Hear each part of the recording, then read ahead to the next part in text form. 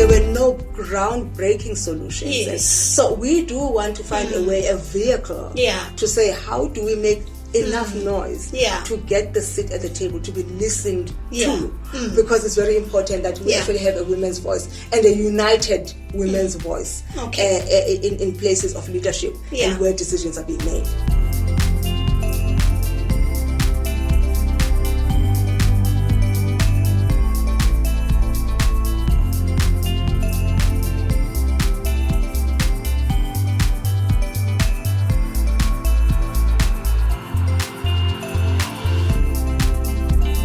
Everyone, welcome back to Brendmo Business Hub channel. Today in the studio I'm joined by a very important guest. Her name is Zimkita Mabindla. Did I pronounce it well? Yes, you did. Welcome to Brendmo Business Hub channel, Zimkita.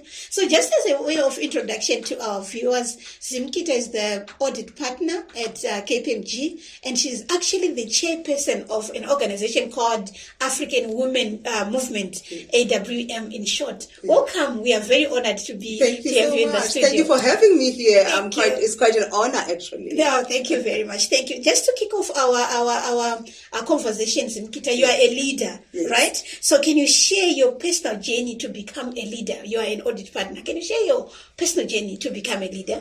Well, I don't even know where to start. Yeah. Right? I actually, my CA journey was kind of like self-funded. Yes. So from the age of 17 up until I qualified in 2006, and when I was about 29, and I just had my baby, it was a self-funded journey. It was a 10-year journey. It was an arduous journey. Yeah. And from there, that's when then, being a CASA kind of like helped me to actually grow into the profession. And I've held various positions in and outside of the audit profession. Okay. So I've been a CFO, I've been an associate director and a partner. Wow. I've worked for our member body, SICA. Okay. And that's actually where my leadership kind of style comes from, SICA, where I decided to be more visible in the profession, to try and influence a lot more of young people. Okay. Because I figured that I could reach more young people in that way. By writing public thought leadership and taking other leadership positions. Okay. So my leadership is basically kind of like informed now, for the past 18 years by being a mom. Okay. And I tell everybody that being a mom was the greatest leadership trajectory for me, right? Because then I had to rethink my leadership and say, what kind of leadership do I want to embrace? Wow. Which is a leadership that instills and inspires people to be greater than what they can ever be. Oh. So, being a mom for me helps because I don't have then to be threatened by people's potential. So if I meet you, I meet anyone, it's like, what are your talents, your skills, and we need to make sure that you're the best version of yourself. And that for me is quite important. And that's the leadership I'm embracing now, which is a conscious leadership style. Well, it's very interesting. I read about you, the article that you wrote, because you're actually a writer as well. I'm a writer as well. I'm a thought leader and a writer as well. So wow, very, very interesting. How has been your leadership? I know leadership evolved, and you also say that when you become a mom, it was a different ballgame together. Yes. So how have your leadership style evolved over time? You said you were once a CFO, now you are an audit partner. You're in and out of the audits and something like that, and you are a chairperson of an organization. Yeah. So how have your leadership style evolved over time? I think I've become more confident. I'm more comfortable in saying no. Yeah. I'm more comfortable in calling people out when there are behaviors that are not really aligning with me. So I'm more comfortable to be people being uncomfortable. I'm more comfortable being a villain in people's books. Okay. Right? Because I've realized that no matter what I do, I will always be a villain because I'm a black woman in South Africa. Yeah. I'm a confident woman. I'm an exceptional woman. I'm a talented woman. Yeah. And there's always going to be someone who thinks I'm a villain. Yeah. and I need to now embrace that, right? Yeah. So in one of the times when we were doing a project at KPMG, someone said, Zim, we know that you are always angsty. Yeah. I'm like, okay, my English is limited here. Let me go check what angsty means. Yes. And I realized that, it's another version of an angry black woman. Okay. I'm like, okay. Let me add angsty then to my labels, right? Okay. Because I'm comfortable being a villain in people's books. I'm comfortable people being villains in my book. Yeah. As long as I have a vision. Yes. And the vision for me is to create as many young leaders as possible. Yes. And I want to be remembered and remembered well. Yeah. And that is what my vision is. Wow. So I'm more comfortable in myself, in my skin. I'm more comfortable as a mom. So it's a great space to be in. Okay. Wow. That's very interesting. So what do you consider to be the most significant barriers? You know, you are a woman, a leader in Africa, not only South Africa, because what you are doing actually impacting all women around, you know. So what do you consider to be the most significant barriers women face in ascending to leadership position in Africa? I think it's the attitudes people have. Okay. Especially against us black women. So, I mean, I follow a lot of women from Nigeria, from Kenya. Yes. And you can see the trend that from a gender perspective, we're dealing with the same things, right? So across the broader African continent. Yes. But in South Africa, then there's an intersectionality when it comes to race. Okay. Right? But it is not taking women seriously. Okay. For me, is things like plagiarizing women's ideas. So you go to a meeting, you say something, someone says the same thing. Yeah. And then now it's their idea. All together now. And now so now I've learned to put my hand up and say no. It was me who said this yesterday. Actually, wow. I mean, it's things like people anonymizing you in meetings. You are going in as a director. I mean, I've been a CFO, I've been a partner, I've been a senior executive. Yeah. They ignore you altogether and talk to your subordinate, who is maybe a different race or a different gender. Yeah. And then now you have to stop the meeting and be brave to say, I think we need to reintroduce ourselves here. Well, I am the partner, and Mang here is a manager, so that we can get things right. Because then we're going to be confused, right? You're not going to understand. I mean, why I'm making decisions, whereas I'm supposed to be the manager. Yeah. So when reintroduction is needed, you have to do it. Yes. Yeah. You have to tell people, I think you are confused. Yeah. Let's start again. Yes. Right? Yeah. So it's all of those things that people, I mean, it is so much more of, I mean, there's something called nagging where people are condescending and rude and because they want you to continue proving yourself. Yes. So now you go to a client, you go to a meeting and these people are condescending and rude. And now, I mean, as a person that this is directed towards, you have to prove yourself. Oh my goodness, I'm capable of being a partner. Yeah. I'm capable of being a chairperson. Yeah. I've decided to not personalize those things anymore. Yeah. And continue with my mission. Because if I actually get into the space of personalizing, I'm going to overfunction. Yes. Yeah. Now I'm having all of this. I'm having all these KPIs. You know, today you think that I'm not good enough to be a partner. I have to prove to you. Yes. Someone else decides, no, you're not good enough to be a mom. I have to prove. Yeah.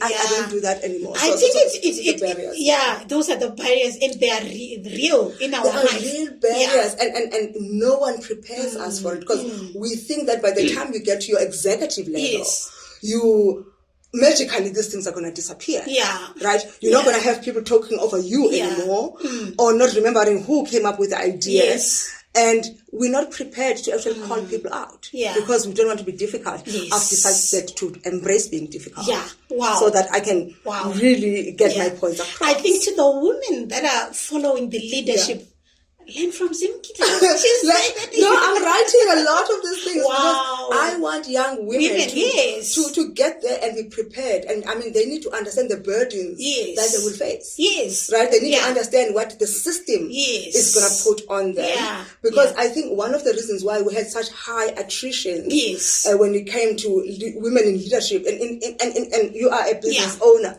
and in entrepreneurship is because we're not preparing women for what they're going to see when they get there. Yeah. And then the next thing now you get shocked when you get there and like, oh my goodness, the very same things that I was experiencing at elementary levels are still here as an executive. Yeah. So now we need to actually I'm trying to encourage women to write as much stories as possible about what actually I'm facing when I actually get to this position. Yeah, which actually says it all. That's why you're a chairperson of. That's why I'm a chairperson of the board. Tell us more about AWM. So AWM for me, so I met Refilwe in 2017. Okay. When I met her. Yeah. And she was an EY alumni, so I recognized her. I think it was one of the functions, and I was like, okay, I remember you from EY because it was one of the trainees that I knew were quite bright and whatever. And then I said, what are you doing right now? She was still at UNISA at the time, but she actually had this organization, African Women's Movement. Okay. And they wanted to go to Rwanda. Yeah. To Kigali to actually learn more. Actually, I was part of that. Yeah, you were part. I went to. Yeah. You went to. Yes. So, but it was absolutely amazing. Wow. It was an amazing trip. Wow. So. And I said, because I was working for SAICA at the time, and I was like, no, it's such an interesting kind of like expedition for women. Yes. And I actually tried to get her funding. And part of the funding, I was like, I must travel to Kigali as well. Yes. I still have the photos of going to Muganda. Yes. And all of that. Yeah. So it was, that's the first time. Then our relationship, we built our relationship from there, and I'll be checking up on her. And then last year, then she asked me to be the chairperson of her advisory board. Okay. And then afterwards, the chairman of the board. Wow. Of African Women's Very, very, very So what attracted me to Refilwe's vision is she wants financial freedom for women. Yes. And for me, that is very important, right? Yeah. We need to get to a point where success for women is measured in wealth terms or in financial terms. And some of the stuff that she's doing now, you will, if you're attending the event on Friday next week, is the project where we want to encourage women to actually focus on income generating activities. Yes. Okay. How do you measure this? What have you done? Yeah. How do we acknowledge that you've done this? Because I find that a lot of women are so focused on non-income generating activities. Okay. There's nothing wrong with loving our kids. I love my daughter. Yeah. And being a mom is my entire personality. Yes. But being a mom is an income generating activity for me actually, because my leadership style is based on being a mom. Yeah. But women, they just do a lot of things. I'm going to have to make my own bed and wash my own dishes. Yeah. You could listen to a podcast. Something like that.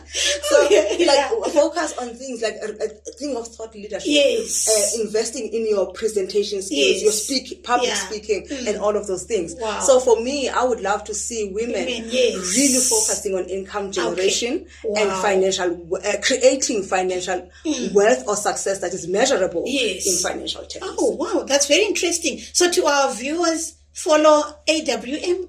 They're making a lot of impactful, like what you're talking about, to say financial success in women, wealth. How are women generating wealth? So what are some of the initiatives or impactful initiatives? You spoke about the Rwanda one. What are the other initiatives that AWM has been doing and actually is planning to do? So we are launching soon a project, Thrive, which is a project that is, Refilwe will talk more about it. I don't want to preempt. Yes. But it's a project that we're starting from high school. Okay. And we're actually taking the journey from grassroots level. Okay. Up until executive level. Okay. And that is what is going to be unique about what we're trying to do. So we're getting young boys. We're actually also targeting boys. Yes. And young men actually in the project. Yeah. And for KPMG, I have to say I am the leader. I'm the chairperson of KPMG Network of Women. Yes. And I am the transformation leader. Okay. And in one of my pillars for KPMG as well, we are targeting men. Okay. And we're partnering with different organizations to actually target men and their mental health and their gender and all the things like that. But how can men be actually work on themselves to be better allies? So we are doing, I've got a lot of things in the pipeline at KPMG, but also linked to what AWM is doing. So it is a unique, if you're paying attention to us, please follow us as AWM. Because we're going to be launching Thrive, which is what we're going to talk about, to say what are the responses, the response plan to the discussions we've had with women. And one of them is to say, we're starting from grassroots. Yes. And we're actually making sure that we're going to walk the journey with these women until the executives. Okay. Oh, no, that's... that is across the African continent. Oh, yes, because AWN is African. It's African. It's African women's movement. It's not South African. It is African. Very, very interesting to our listener there. I think even when you're in Rwanda, wherever you are, you are part of the journey. We're part of the journey, and we've got representatives in the broader African continent. Okay. Because I mean, the issues are the same. Yes. I mean, as I'm saying, in South Africa, the only thing is that you've got the race kind of lens to it. Yes. But the gender issues is the same. So, just in brief, how has AWN maybe shifted the narrative around women in leadership in Africa? Because I think we used to know that the boardroom is more men. So how is AWN or is trying to shift that narrative, even in parliament level? We are trying to get women into board positions. Yeah. And we are very, very much focused on getting women into positions where decisions are being made. Yes. And in the last event that we had, we were talking about how do we get the seat at the table, having analyzed the elections. Yes. And then the president and the founder, Refilwe, wrote the article that she published about a week ago to say, are we not frustrated with the status quo as South African women? Right? Yeah. Because when she was analyzing the elections, none of the manifestos really were focused on real solutions for the issues that we have as South African women, right? And some of the parties would touch on it, but there were no groundbreaking solutions. Yes. So we do want to find a vehicle to say, how do we make enough noise to get the seat at the table, to be listened to, because it's very important that we actually have a women's voice and a united women's voice in places of leadership and where decisions are being made. So we are re-looking at AWM, but I mean the key thing is we want to get women in positions of power and where decisions are being made. Which is currently the challenge, I think, in the African region. And also is the type of woman you get there. I said that when I started going into executive levels, and I would get there and you go and talk about things that affect women. Yes. You find other women there and like, oh no, for me, my husband, so special. And you're like, hey, but what are you talking about? Right? It's a systemic issue. So we don't want women who are going to get there and exceptionalize themselves. We want women who are going to tackle the status quo. Right? And challenge the status quo and bring solutions to the actual issues that are systemic hurdles and issues that we are facing as women. So we are training a different kind of woman to get into these positions. Very, very, very interesting. So I think you are looking forward to a lot of things that AWM is a movement and leaders like you are actually pushing towards, so that at least our 10 years to come, things will never be the same again. Yes, and also we can try. Yes. You see what I'm saying? I mean, for me, I think the biggest thing, I mean, it's the same as with the stuff that I actually write to the people out there. I tell my story about what happened when I was a Makoti. And how that almost destroyed my career. Because I know that young women are going to face the same thing. And I get a lot of messages that says, thank you so much for acknowledging what I'm going through as well. Because before, people were not writing about these things, they were not talking about these things. So it was taboo. Underground. Yeah, it's taboo. Like now, I mean, I'm a divorced woman, and now you have to hide it. I'm like, but part of my success is that story.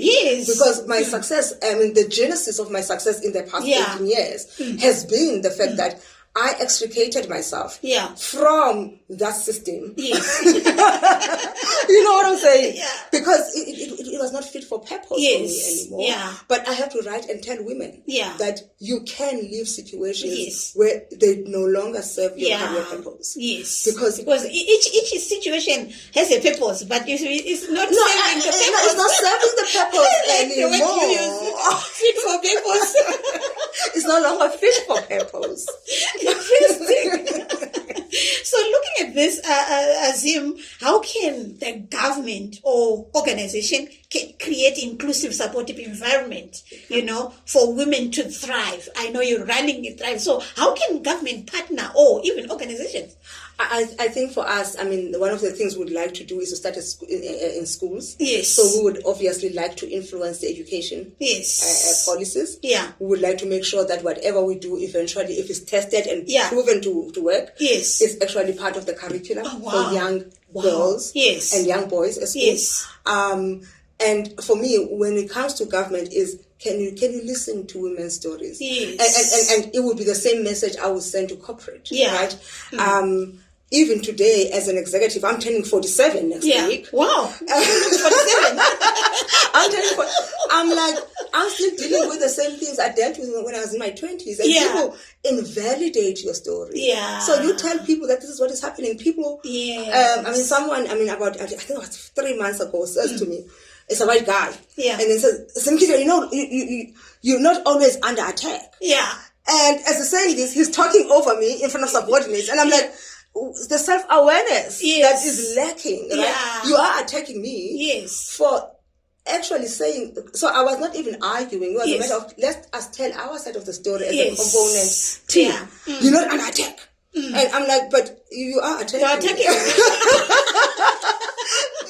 You are attacking me. Yes, yeah. But it's like that invalidating, People are being sarcastic, they talk. But now when you get angry about these things, then now you're the difficult one. Yeah. There is a lot of presumptions. Yeah. I always tell people that I don't have what is imposter syndrome. Yes. But what I have is people manufacturing imposter syndrome for me. Yeah. And actually manufacturing and making sure making sure that it comes to light and to life, right? Yeah. So, I think these are some of the things. Listen to women's stories and find as practical solutions that we're gonna bring you. Okay, Azim, in this, what role do mentorship play? What role do mentorship play, and even sponsorship to accelerate maybe the women's leadership journey, or like what we have been speaking about? I think mentorship is critical. I think for me, it's not even mentorship one-on-one mentorship that's critical. I think if we do not have time, so to do exactly what I'm doing, I'm actually writing. It's a lot. People write to me and say, "Oh my goodness, you are so brave. You're writing all of this." But for me, that's part of mentorship. I can reach as many people in our profession, right? Yeah. Because especially now, via social media. So I've got, I put stuff on LinkedIn, I put stuff on Twitter. Yeah. But the reason why is by telling our stories, and then someone can see someone who looks like them. Yeah. In a position of power. And because, when I was in the early stages of my career, I didn't see people who looked like me. So I actually also assumed that they don't have the same stories as me. And it was a lonely kind of journey. Whereas now, at least if we can all, because we've got a lot more women, we've got social media now. Just tell the stories, the struggles that we face.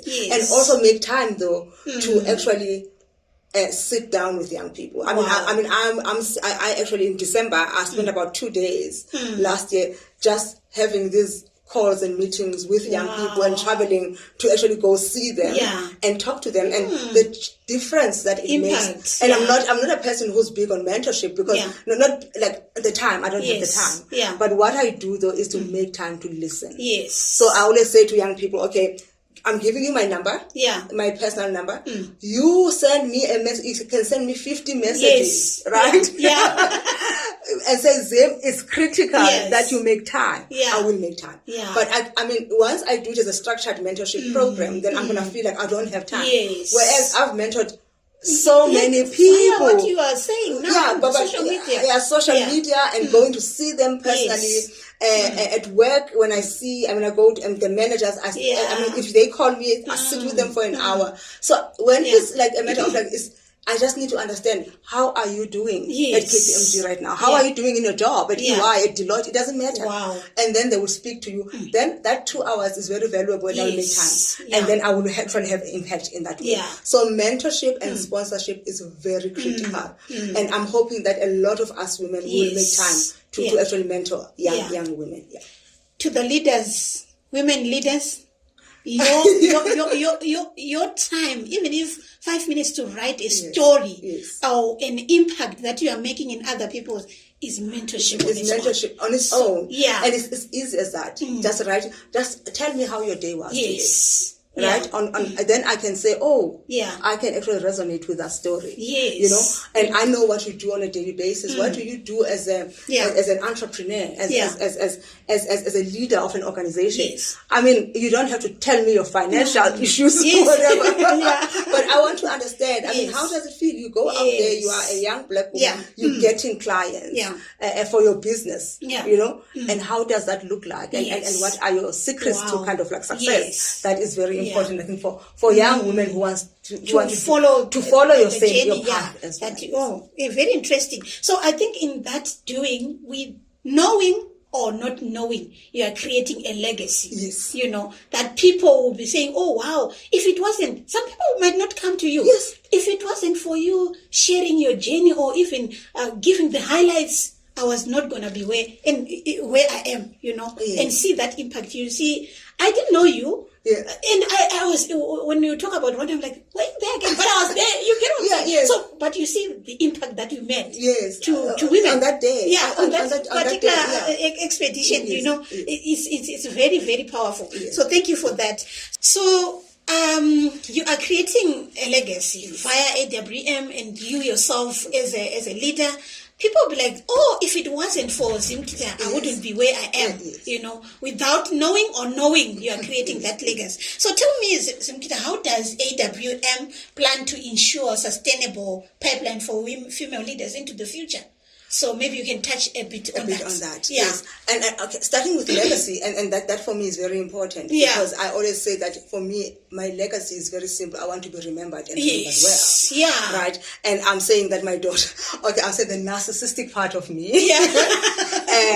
Things that I can actually extend my mortality through the good stories that people are going to tell about. Of how I nurture talent. And remember, I mean, in our profession, we create future leaders who will own businesses and be CFOs and be CEOs. So I want them to remember me and remember me well. It might be people who are going to be on podcasts, they will talk about me. And people who write books, they might a hint there that Zimkita really did have. And they will tell these wonderful stories about me. And for me, that's what AWM also is all about. Is creating that legacy of how did we take you from high school to being an executive, to be a board chair or a board member? What was your journey? And I think we are the only organization that is grassroots. Right? And which is very important. All the way grassroots because sometimes, I mean, I'm in the profession where we get people from the university. And by the time they get there, everyone is so busy. I mean, we did your articles as well. It's like, everybody is like, oh, we must do that. But I think when we get young people from high school and from that level, by the time they get then to, let's say, a KPMG, a Deloitte, an SNG, it doesn't matter. They already know about AWM. They know the support structures that are there. And therefore, we take them through the journey. I mean, it can be, I mean, I'm using the auditing profession because it's a profession that I know so well, but it can be anyone. So as they go into their career, right, then we actually are creating that legacy to say, this is the kind of woman that we expect you to be, the kind of leader. But more importantly, are you economically better? This year than you were last. And for me, I mean, I mean, when I speak to Refilwe, our president and founder, that's what we agree on.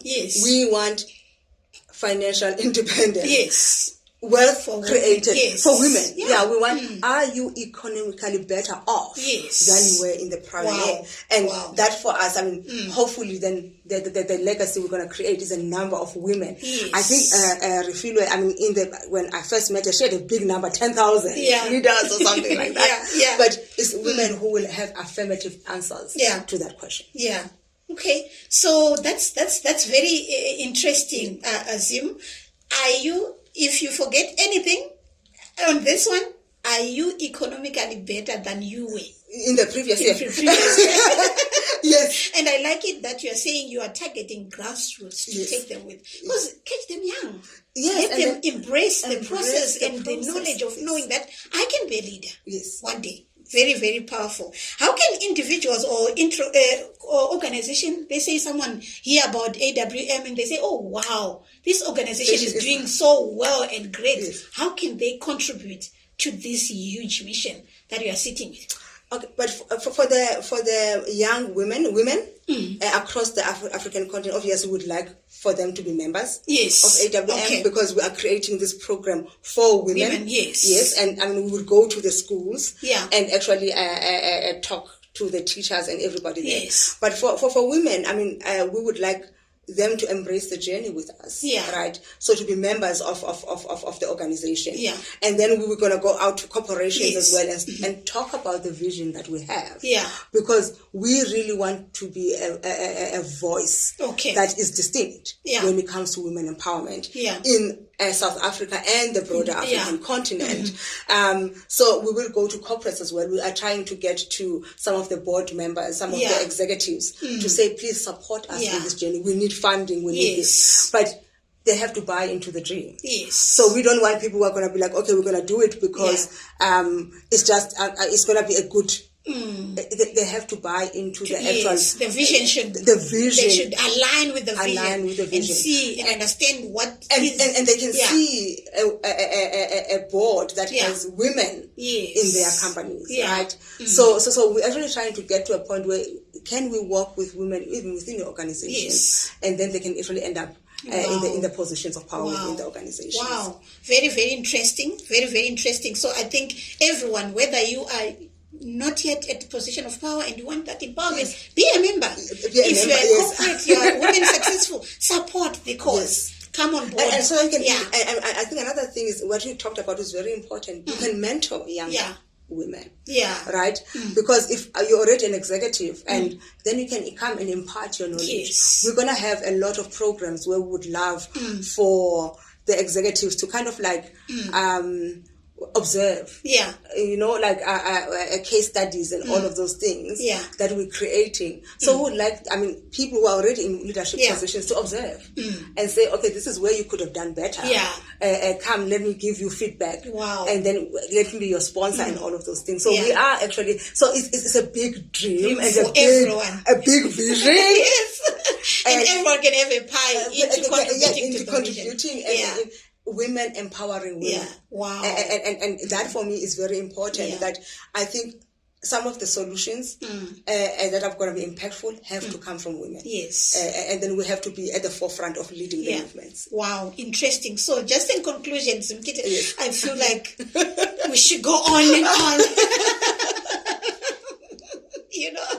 Very interesting conversation. What advice will you give to young women, first of all, aspiring to be in leadership? Okay. You have been boards, you have been a partner, now you are chairing this organization, and you have done a lot of things. What advice would you give that to young women? Yes, aspiring to be leaders. It's going to be a cut and dry advice. Yeah. Pick a career and stick to it. Yeah. Wow. And the reason why I'm saying this is what I found with my own story was the fact that, especially young black women, there is so many KPIs that we have. So we're being varied, and there is KPIs. Everybody is telling you should be the nice Makoti, your husband is too thin. Okay. Pick a career and stick to it. If you're going to be a chartered accountant and you want to be one day a partner, you need to know IFRS. Yes. And you need to know income tax and ISAs. And pick a career. Everything else, be comfortable failing some of these KPIs that are not measurable. Right? So how are you going to measure humility? Yes. I don't know. Or submission, or whatever it is that black women jump through hoops to do, right? You can't measure these things, and they vary from person to person to person. And then we're tired. We get to work, we have not prepared for the board meeting. Yes. Because the whole weekend, we were busy chopping onions, doing this and this and this. Then other people have been preparing for the board meetings. They present better. we can't take committee positions where decisions are being made. Yes. Because again, we are jumping through hoops. Yeah. I mean, your child is too thin now. I have to prove that I'm a good mother. Yes. If your career is not in child development, let it go. So that's my advice. I mean, focus on income generating activities. Yes. Let the other things fall through the cracks. Yeah. Be comfortable with failing. Yeah. Where things are not aligning to your purpose. And it's something that I can't do for people, but it's something that I did for myself. That's why, I mean, in the 18 years, I've become quite successful, right? And I've become quite exceptional. I'm a great speaker. I'm a great presenter because I focus on income generating activities. Wow. At that moment and in the future, into the future, my speaking abilities, my presentation skills, the thought leadership I wanted to put out there. So that is my pick. Wow. Pick a career and stick to it. Wow. No matter the cost. I know that these days there's a lot of things in social media and whatever, so we'll be like, should I do this? And you don't know what. Pick a career and stick to it. Very interesting. So just in wrapping out, I know we are concluding. Yes. So there is this thing of balancing now. So women will be like, how do I balance this and this? What do you say about balancing the demands of leadership in your personal life, your professional life, and all those? I don't. I don't even want to lie to you. Yeah. But I am a divorced single mom. Yeah. I'm single parenting, sole providing for about 16 years. I got divorced 16 years ago, so 14 of the 16 years I've been sole providing. Yeah. And my daughter deals with chronic headaches and chronic pain, right? And for me, what I would advise people is, I mean, someone made a very good example that if you're juggling all of these balls in the air, you know which ones will fall and crash and burn. And you know which ones can bounce back. Yeah. Right? So for me, I mean, in 2020, I took about 10 months off. Yeah. So I've taken about 3 career breaks. Okay. Post-divorce, self-funded career breaks to parent my child. Wow. Hands-on, right? And I've lost, I mean, literally millions doing this. But in 2020, I actually took 10 months off, like literally wiped everything that I had. Because I had taken career breaks before. Yes. And I'd also taken jobs that were kind of like at a much lower or smaller company so that I can parent hands-on. Okay. So for me, it's like knowing when to actually focus on which because at that point needs you more the most because in 2020 my daughter started getting sick when she was 11, so she was 14 at the time, and then beginning of 2020 she says, "Mommy, I'm not even looking forward to being 14 anymore." Because she had lost everything. She was an academic excellence student. She was an A-team netball player. She was a very social girl and going to a private school, and now all of that was lost. And I was like, I can't do this and be at work. So I have to disinvest everything to rescue my child. Okay.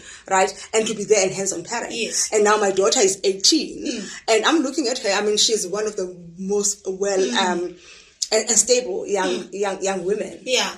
And she knows what she wants to do with her career. So I mean, at that point, there is no way I could have taken and taking a chance. Yeah. So it's just to know and be decisive. Okay. And have the instinct. And also, second thing for young women, please save upfront so that you can take career breaks when you need it. Wow. You know, it's a subject on its own. On its own, it's a subject, right? Yes. From the time you finish your articles, put a 10. I don't care how much.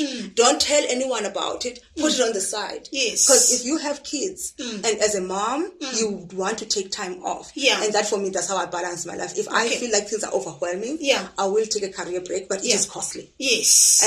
But then again, during the career break, I have to say, what is it that I'm going to get? Yes. What skill am I going to develop? So in 2020, I mean, even though I lost so much money, it was a turning point of my career and the start of me being a thought leader. Wow. Because I actually I was writing, I was visible, I was doing public speaking, I was doing all of these things. So by the time I went back to KPMG, I already had a brand on my own. So it's to think as well, what is it that you're going to achieve that you can justify for your career during that career break. But please save money for the career breaks. Wow, interesting. No, that's very interesting. Thank you very much. Thank you. You are a role model to many women, and I know we follow you. We are following right behind you. So you know that. So I'm going to see your photos on LinkedIn now. You are not a mother to one daughter, but to many. Thank you so much. That motherhood and mentorship goes wide, broad to people that you're not going to even meet, but you are impactful to that. Thank you very much. Oh, thank you so much. Thanks, I'm so honored. Thanks for having me in the studio. A beautiful office. Yes, thank you very much. And I know our viewers, you really enjoyed. I don't have a doubt. The way I was enjoying, and I was like, let's go on and on. And but we're gonna invite you again. This is not our last time. Perfect. Thank you so much. I love the offices. So. Thank you so much. Thank you.